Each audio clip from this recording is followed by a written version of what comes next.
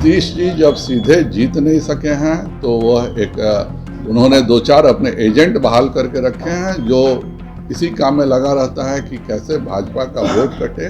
तो नीतीश कुमार से प्रश्न है कि आप दोनों उप मुख्यमंत्री का आवास खाली कराने को कहते हैं, आप नेता प्रतिपक्ष का आवास जबरदस्ती खाली कराने का नोटिस देते हैं, लेकिन किस नाते एक व्यक्ति जो 6 महीने पूर्व खत्म जिसका हो चुका है विधान परिषद का, उसको आपने क्यों आवास दिया हुआ? नमस्कार, मैं हूं नमन अग्रवाल और आप सब देख रहे हैं biforeprint.in।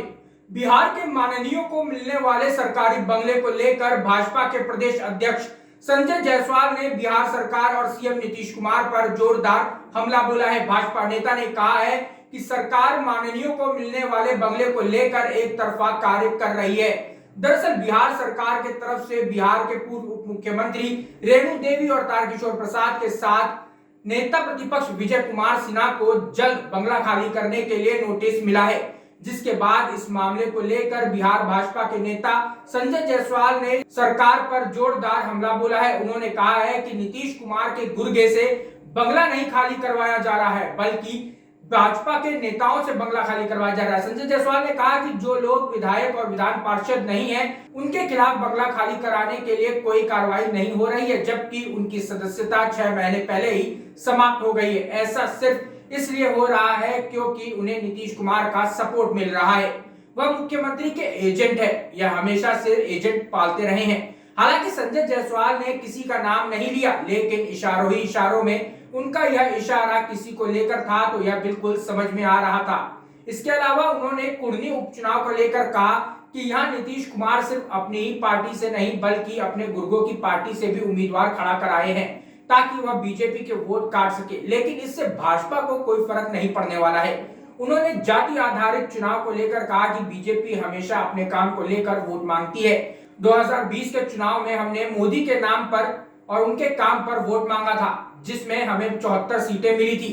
उन्होंने नीतीश कुमार के काम पर वोट मांगे, उन्हें सिर्फ 42 सीटें मिली। जाहिर है कि जनता समर्थक हमारे साथ है। वहीं कुर्नी उपचुनाव को लेकर और श्रद्धा मर्डर केस को लेकर के क्या कुछ कह रहे संजय जायसवाल, एक बार आप भी सुन लीजिए। पूरे बिहार नहीं, भारत में इस तरह की चीज़ें हो रही हैं। श्रद्धा की जिस तरह से हत्या की गई और जिस तरह से धोखे से हिंदू बेटियों के साथ एक साजिश रची जा रही है, और मुझे आश्चर्य होता है जब झारखंड में एक डकैत पकड़ाया था तो उसको देख के लिए पूरे बिहार के तथाकथित सेकुलर लोग का मुंह खुल गया था। लेकिन आज हमारी एक बेटी के 35 टुकड़े हुए हैं। आप उठा के देख लीजिए, जो लोग पशु तस्कर के पक्ष में बोलते थे, जो लोग डकैतों के पक्ष में बोलते थे, आज उनके मुंह में आवाज़ नहीं आ पा रही है। यह इससे दुखद बात कुछ नहीं हो सकती है।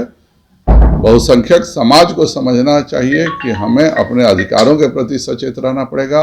बिहार में भी नगर निकाय के चुनाव में जानबूझकर हिंदू अति पिछड़ों के साथ उपेक्षा का काम बिहार सरकार कर रही है।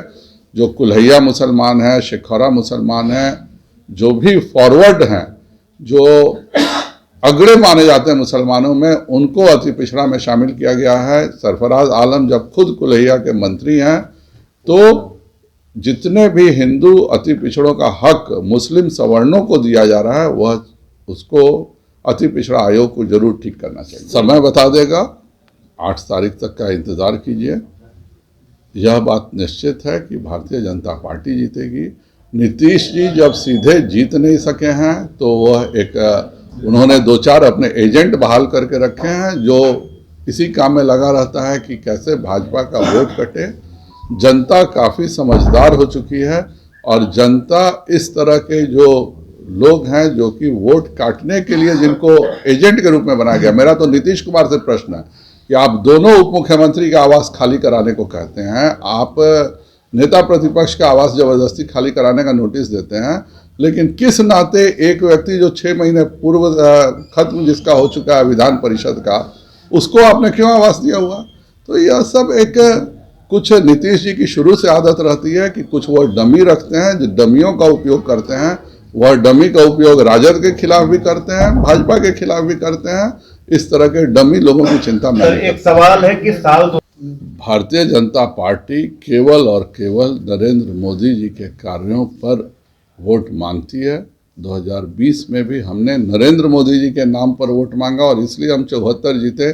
जिन्होंने नीतीश जी के नाम पर वोट मांगा वह 43 जीते।